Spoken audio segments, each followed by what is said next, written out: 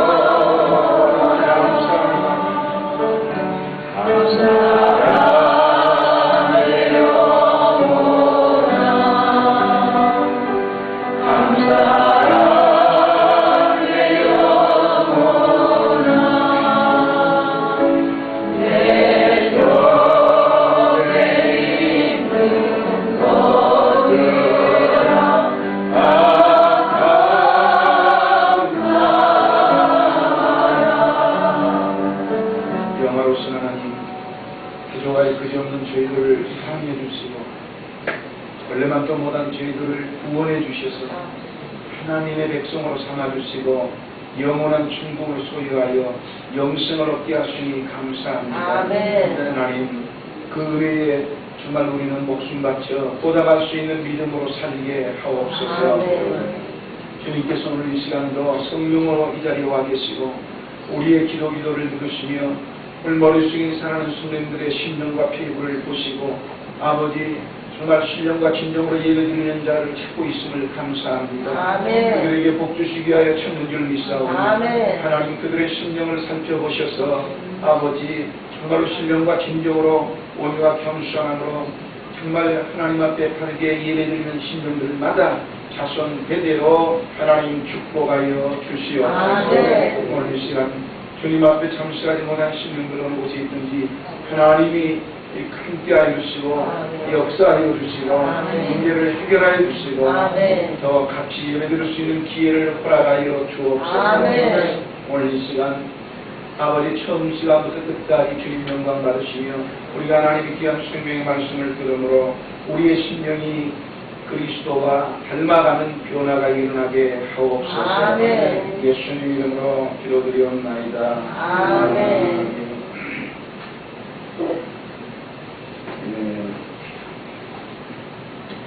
공독해 드린 하나님 말씀 누가복음 7장 2절부터 10절을 말씀으로 위대한 믿음이라는 제목으로 이 시간 은혜를 간단하게 나누겠습니다.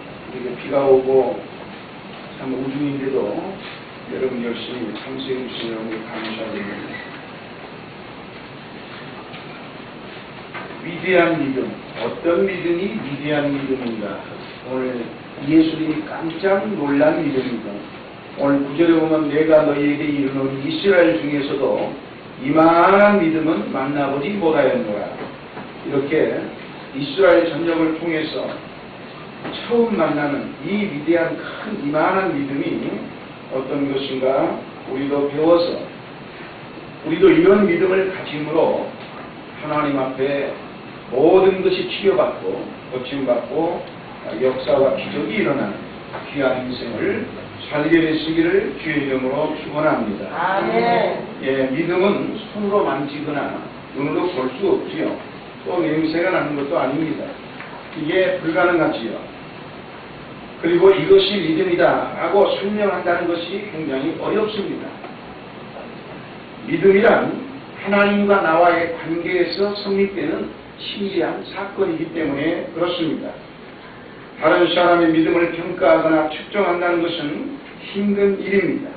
내가 내 믿음을 측정하는 것도 결코 쉬운 일이 아니지요. 그러나 우리가 하나 분명하게 알아야 되는 것, 비록 그렇게 측정하기가 어렵다 할지라도 그 한 사람의 믿음은 그 사람의 행위를 통해서 나타나기 때문에 오랜 세월 동안 그가 하는 말과 행동을 지켜보면 그 사람의 믿음을 어느 정도 측정할 수는 있습니다. 야고보서 2장 17절을 보면 행함이 없는 믿음은 그 자체가 죽은 것이다. 20절에 보면 행함이 없는 믿음이 헛것이라. 22절에는 행함으로 믿음이 온전케 되었느니라. 이렇게 말씀을 했습니다. 즉 야고보서는 그 당시 예수님을 믿노라면서 행함을 무시한 채 세상 사람들로부터 지탄받는 교인들에게 보낸 편지가 야고보서입니다. 야고보서의 핵심 요지는 내가 구원을 받았느냐? 정말로 네가 예수를 믿느냐?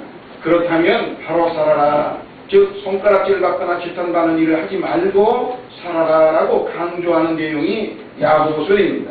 우리는 믿음으로 구원을 받았습니다. 여러분이 믿으시면 아멘 하십시오. 아멘. 그러나 믿음으로 구원을 받았다면 구원받지 못한 사람들에 비해 말이나 행실이 더 고상하고 칭찬받을 만해야 한다는 얘기입니다. 잘 믿고 잘 사는 것보다는 바로 믿고 바로 사는 것이 기독교가 추구하는 그리스도의 정신입니다. 오늘 본문은 우리에게 믿음이 좋은 사람의 삶의 모습이 정말 어떠한가, 예수님이 깜짝 놀란 이 위대한 믿음의 삶의 모습을 우리가 한번 이 백부장의 이 고백을 통해서 만나보고자 하는 것입니다. 예수님으로부터 지금까지 이만한 믿음을 만나보지 못했다는 이 칭찬을 받은 사람은 예수님을 열심히 따라다니고 믿었던 사람도 아니고 로마의 장교 백부장입니다. 로마는 이방인이, 즉 유대인의 백성 중에 한 사람이 아니다 이 말입니다. 그는 유대 나라에 파견 나와 있던 100명의 군사를 지휘하는 장교였습니다.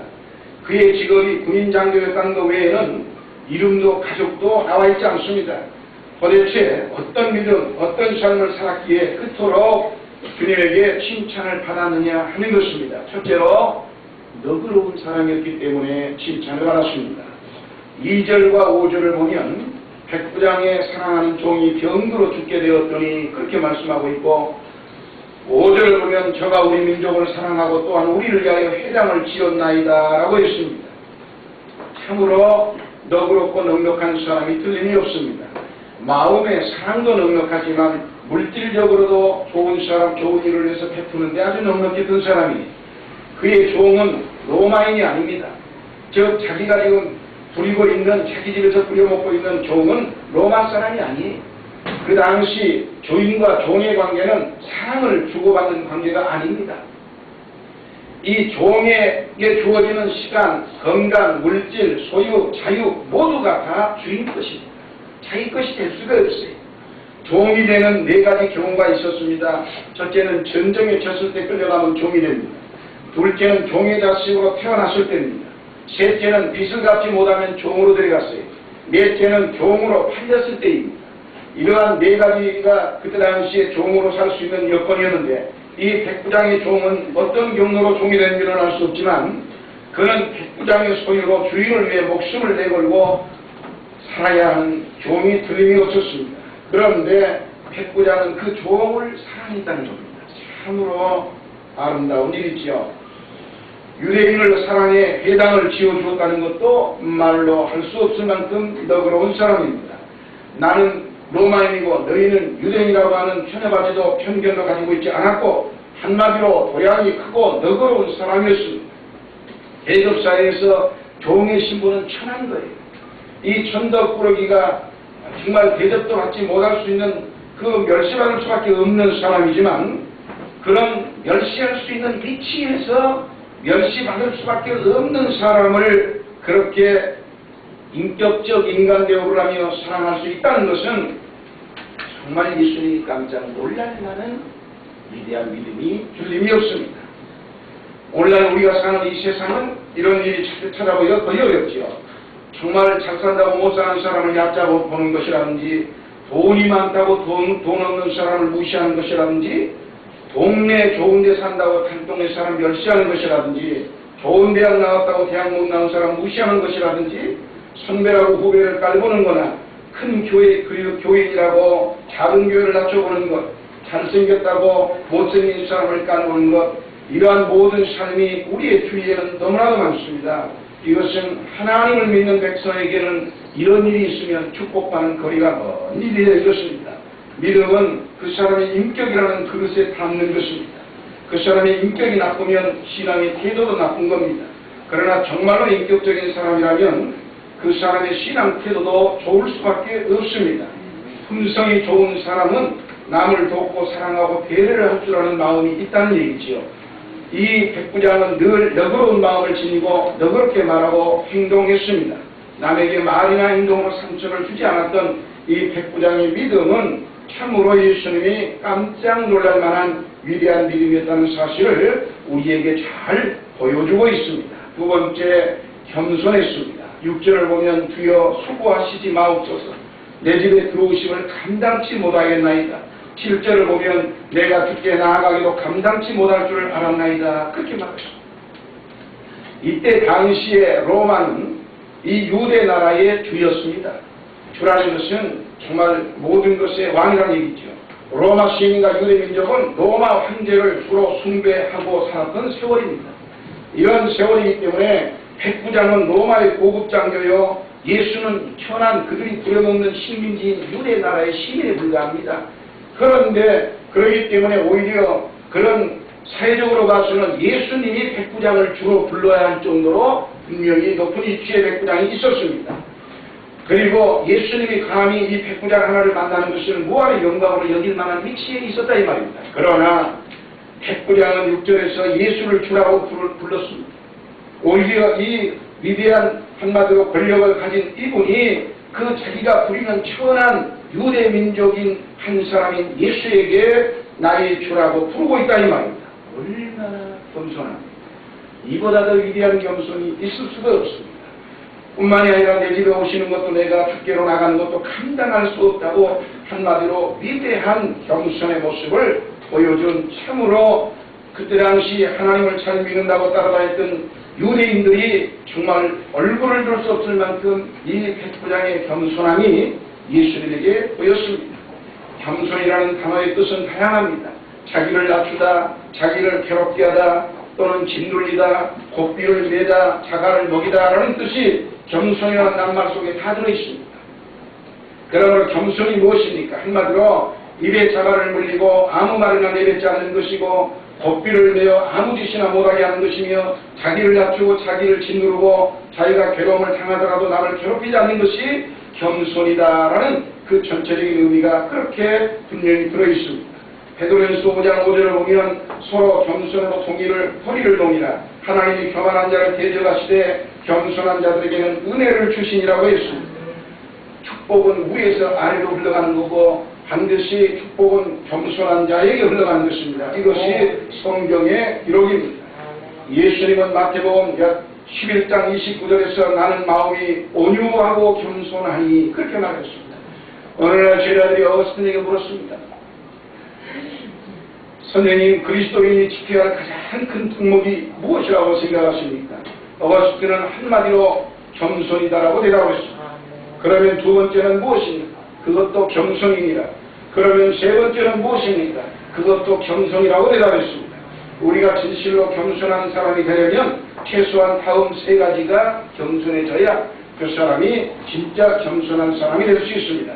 그 첫째, 말이 겸손해야 됩니다. 우리는 이 고사성어의 언중유골이라고 그러죠. 말 속에 뼈가 있다. 우리가 늘 하는 말 속에 가시가 들어있거나 독이 들어있으면 안 됩니다. 말 속에는 교만이 끼어들어도 안 되는 거고, 두 번째, 행동이 겸손해야 합니다. 거친 행동, 오만불순한 행동은 피해야만 하는 것입니다. 어느 목사님이 오후 설교 사후 예배를 마치고 다른 교회 설교 순서를 맡아가지고 불이 나게 차를 몰고 왔습니다. 그런데 이미 조금 늦게 든 바람에 마당에는 주차가 딱 들어차 있었어요. 그리고 마당에는 안내위원들이 서 있었습니다. 이 목사님의 차에서 내려서 허겁지겁 뛰어가니까는 어떤 분이 이리 오세요. 뭐 순서 같은 거 맡으셨어요? 라고 이렇게 물었습니다. 그러니까 이 목사님이 대답을 뭐라고 할까? 순서 같은 거. 그래서 그래, 나는 설교 같은 거 하나 맡았습니다. 그렇게 대답을 했다. 그리고는 불이 나게 뛰어갔습니다. 그리고 안으로 들어가서 예배를 마치고 보니까 이분이 그 교회 장로님이었어요.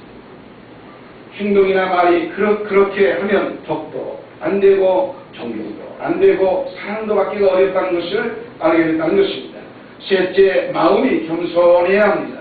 아무리 말이나 행동이 겸손해도 마음속에 교만이 들어차 있으면 안 됩니다. 왜냐하면 얼마든지 겉포장은 겸손한 척 위장할 수 있기 때문입니다.